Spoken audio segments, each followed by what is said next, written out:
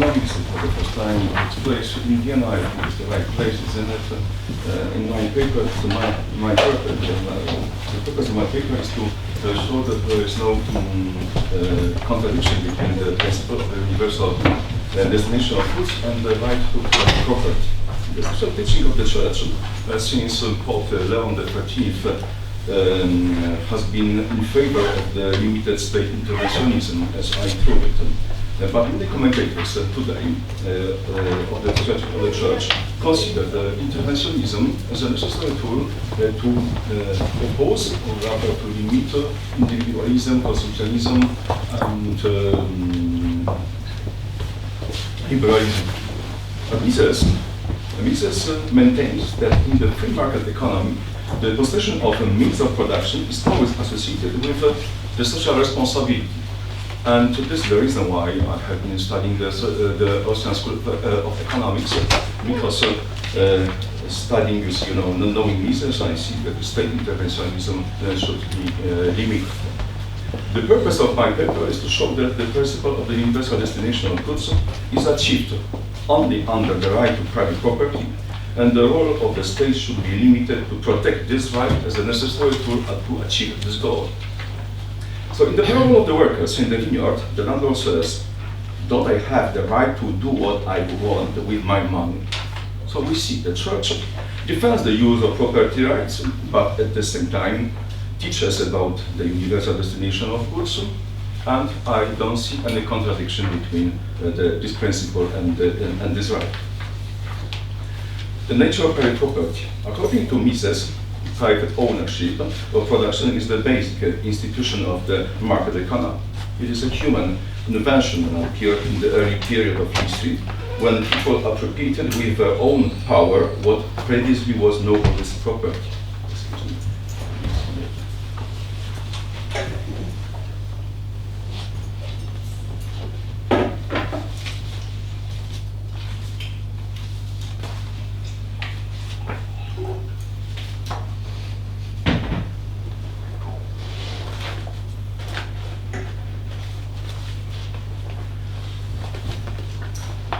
So it is a human invention and appeared in the early period of history when people appropriated with their own power what previously was nobody's property.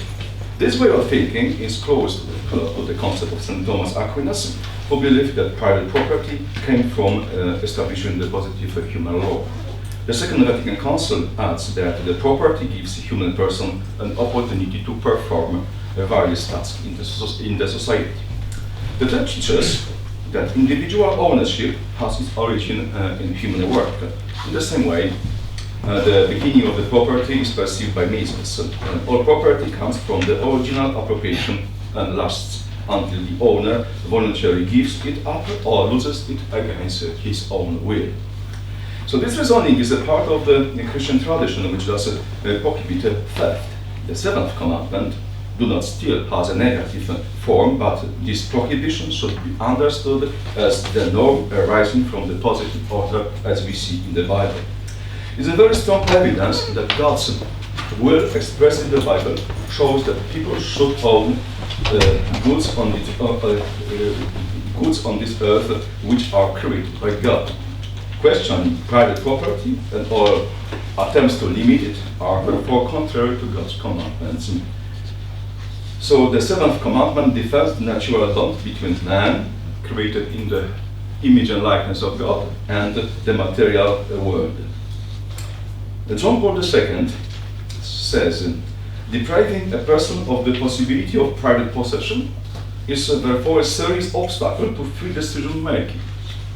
John Paul II teaches in the encyclical letter, Centesimus Annus, I prove it as the most free market-oriented church document.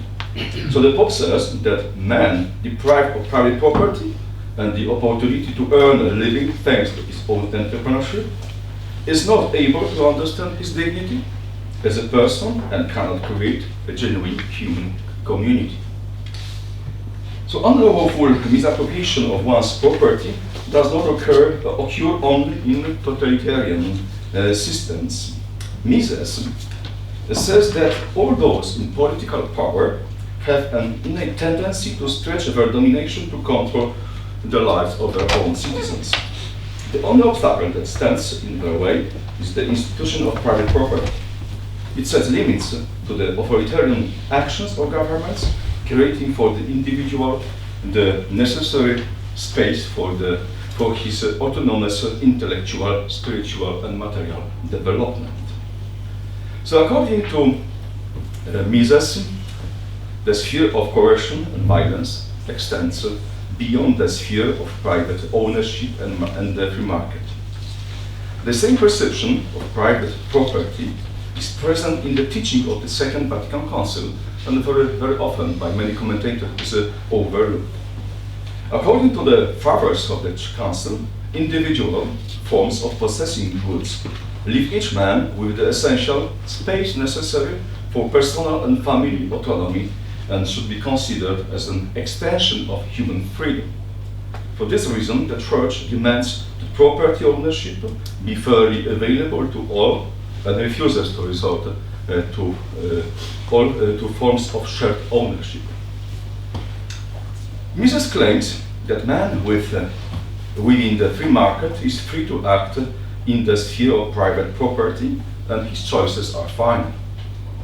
Christian tradition has never upheld the property rights as an absolute principle, but it should be emphasized, however, that the principle of the universal destination of goods does not weaken and does not destroy the right of private property, which is inseparably connected with to the human freedom.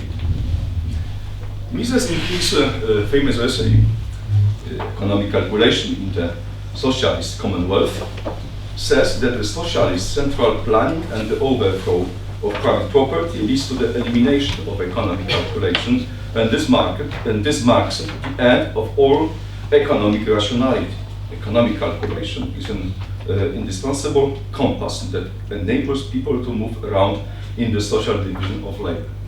As far as I see it in the church, in the strategy of the church, many commentators don't know about that something is missing in our teaching, and I recommend to all those who make comments on the strategy of the church to go back and to read what was written by Mises 100 years ago.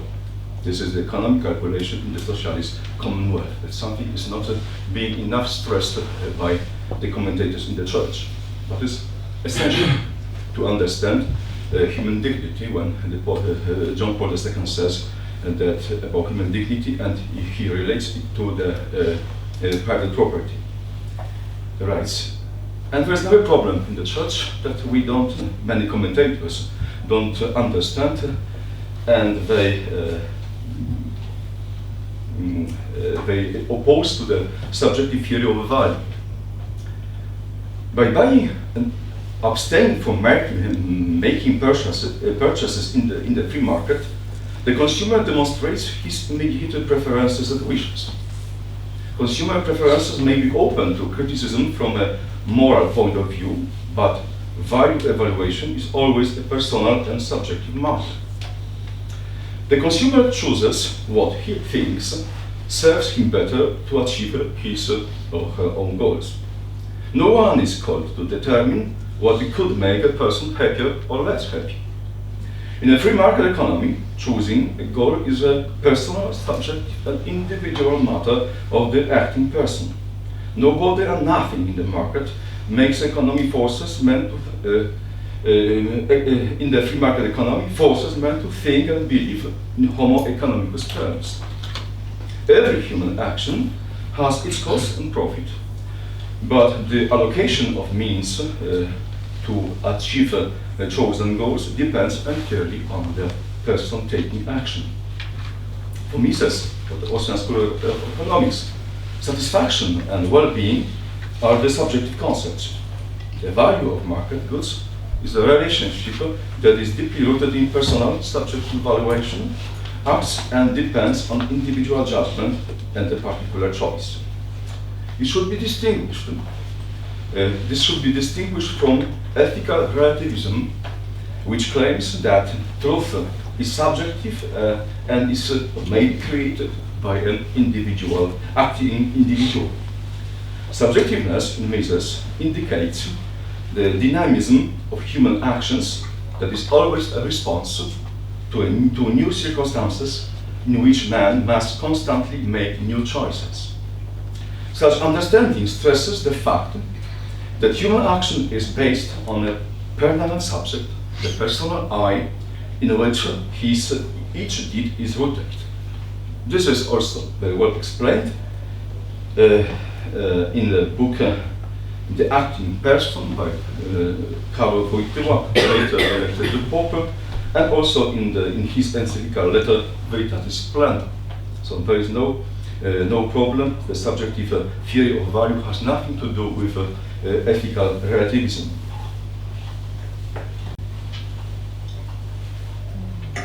The concept of freedom and subjectivity in Mises indicates the autonomy of the individual in the economic sphere in which he is independent of the precepts of foreign individuals or collectiveness, and in his conduct is governed by his own will. This autonomy results from the very human nature. Therefore, each human person has a space of action in which he is free and independent, and the basis for this freedom in the economic sphere is private property. So the combination of freedom and subjectivity in Mises guarantees that human action corresponds to his dignity, which belongs only to man as a person. Mises recognizes the essential elements of the free market, another one which is very often overlooked by contemporary commentators of the social teaching of the Church. The free market economy is characterized by the fact that the very acting person is a means, at the same time, a goal for himself and a means for other people in their attempts to achieve their own goals and benefits. So that's, we can see now the concept of consumer sovereignty that is proposed by Mises does not mean tyranny and oppression. 5 minutes. Man is completely free to define consumer preferences. He may not sell goods or services to whom he has a moral objection, but he must then be ready to give up the profit he could make from such a venture. So in modern social teaching of the Church, there is an opinion shared by many commentators that public authorities have the right to make sure that someone does not abuse private property to the disadvantage of a common good. John Paul II explains that the state interventionism should be limited, if possible, in order not to create a new type of state, welfare state. So Mises, so the commentators of the teaching of the Church suggest that the property often becomes an opportunity for greed, which becomes an excuse to not to follow the common good. But Mises regards this way of thinking as inappropriate because its authors fail to recognize the importance of the forces they condemn as immoral functioning of this market. The market is not dealing with perfect individuals. He must consider the man as he is, and as I regard human beings as sinners. We are not perfect. Placing the profit motive, which is the leading factor in the private ownership of the main means of production, by moral motives would damage the purpose and efficiency of the market. Egoism, greed, and individuals' pursuit of his own goals are not inconsistent with the overall social production process as long as man, for his own interests, remains in the space defined by the limits of private ownership. In the Church's social teaching, one of the main arguments for private property is that it is important for maintaining and protecting the family. Leo XIII taught that family property, and in the Church, the family is primary institution and superior to the state. He says that this factor of the family property is an important factor of family unity. It allows the family to take over the heritage, which they pass on to their children. Family ownership also ensures family autonomy and protects against state interference in their life. We can see it in the principle of subsidiarity that we have in the strategy of the church. That is also, you see, very often overlooked. So that this analysis of Mises' thoughts ultimately leads us to the conclusion that the principle of widespread use and the universal destination of goods can be fully realized only within the free market structures based on full respect for private property without the need to resort to the state interventionism. This corresponds to the strategy of the Church, for whom the private ownership is not only a tool for respecting the principle of the universal destination of goods, but also a natural extension of the sphere of human freedom, giving the acting person a new quality in personal relationships with others in the society. Mises helps us to see that interventionism reduces a human person to one of the mechanical elements in the social division of labor, and leads to the disappearance of the concept of human person as an independent subject of moral decision. John Crosby, an American philosopher, in his book The Selfhood of the Human Person, rightly notes that the states frequently treat an innocent man as if his life belonged to them and they could freely have it at their disposal, whereas in reality it belongs to men. The violation of the rights of a person in an attempt to dispose of what is that person's own, person's own, and commit a kind of theft against the very being of the person. So our analysis leads to the statement that only full respect of private property, which according to Mises, it is the foundation of the free market economy, creates social conditions for the affirmation of human dignity, guarantees the necessary space for negative freedom, for fulfilling one's vocation, and gives a chance and opportunity to practice the love of neighbor, because giving away someone else's goods is not a charity work. Thank you very much.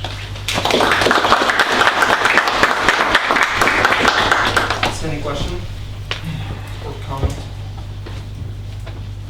Thank you. Yes. So, thank you, Jacek, for a wonderful presentation. So, I wanted to take it a bit further from your presentation, because I believe that most of us would be very happy to see more people within the church commenting and presenting these issues the same way that you do. So, what's your perspective on this happening in the near future? And how would you comment on Austrian economy getting more exposition within the church, among the clergy? You see, as far as I'm concerned this year, I don't see that there are more people than I. For instance, in Poland, there is in the United States an institute, the Lord Acton Institute, and even in the United States, there's a very, very limited group of people in the church that regards, you see, the Austrian School of Economics as a tool, as an interesting tool, you see, and the subject to study in order to understand the human action. So that's. The problem is that we abandon, you see, the philosophy of Saint Thomas Aquinas, and we don't look in that way at the freedom is not as much appreciated as it used to be. So we think in terms of social justice more, and it doesn't help us, you see, to understand the human action and the free market. So it's the reason why we oppose, because we don't understand. And what we see in the world now, even the Pope, all the popes you see, they criticize what is in the world now, and they call it capitalism. But of course, it's not capitalism; it's the interventionism. And how they want to sort out this problem, to propose more state interventionism. So this is the problem. You see, that we don't have capitalism. There's no free market. If we had a free market, I wouldn't be here. There's another question here. I wanted to ask you, you didn't mention creativity, but I think creativity is such a human, so important for human dignity, and it was also part of economy, a very valid part of economy. But I think it's also covered in church papers, isn't it? No, it's not anymore, I would say, because more what is stressed is the social justice than the creativity. Because creativity is very much related to the human freedom and property rights. If we don't speak about talk anymore as much as we used to do about the property rights, there is no space for creativity. So that's what you see in my paper, you see, because I had only 15 minutes. So that's I mentioned also, you see, what I write, you see that I relate that human freedom and property right with creativity. If we abandon that, you see now the part we have in the Bible, the parable of the talents. That's something about creativity, you see, I'm because surprised. we're called to be co-creator somehow. Yes, of course. It's the theology of creation. You see, that's something what Michael and Novak, you see, try to see, to sell in the United States, even there, where the free market, if we have more free market than we have here, he didn't manage to do it. Okay, it's another question. Thank you so much. Yeah, thanks.